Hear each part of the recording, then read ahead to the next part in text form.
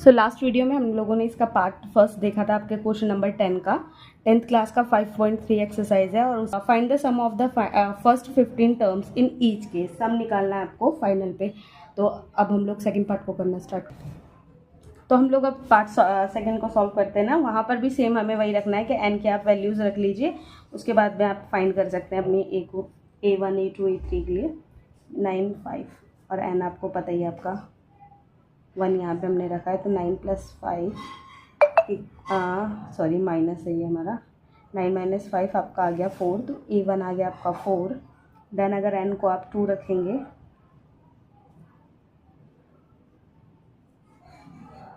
ये आपका 10, ये आपका आ जाएगा -1 और एन अगर हम 3 रखेंगे तो एन 5 9 - 5 और आपको पता है एन का वैल्यू 3 है।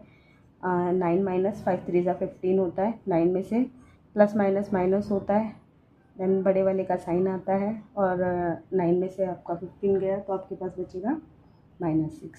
A1 आपका 4 था, A2 आपका -1 था और A3 आपका -6 है। अब हम लोग डिफरेंस चेक कर लेते हैं। ए आपको पता ही है कि ए आपका क्या आ गया है, 4 आ गया है। हमें डिफरेंस चेक करना है। डिफरेंस चेक करने के लिए -6 में से हमको माइनस करना है ना, A3 में से A2 को माइनस करने के लिए -6 माइनस माइनस आपका प्लस हो गया है यहाँ पे, लेकिन माइनस प्लस माइनस ही होता है, बड़े वाले का साइन आता है। -5 हो गया। एक बार और चेक कर लेते हैं, A2 में से A1 को माइनस करके देख लेते हैं। 1 में से 4 का माइनस माइनस आपका प्लस हो गया, लेकिन बड़े वाले का साइन आएगा। यहाँ पर भी आपका D जो है -5 हो गया है।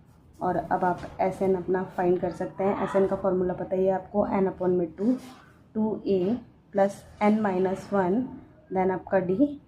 और SN हमको 15 फाइंड करना है, पता है आपको। 15/2 रखेंगे, यहाँ पे हम रखेंगे 2 4 n आपको पता है आपका 15 है और D आपका यहाँ पे -5 है। 2 4 × 8 होते हैं और 14 5 आपको पता ही है आपके पास में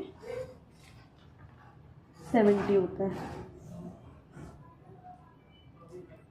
प्लस माइनस माइनस होगा, आपके पास में 62 रह जाएगा, बड़े वाले का साइन आएगा इसलिए आपके पास में -62 रह जाएगा।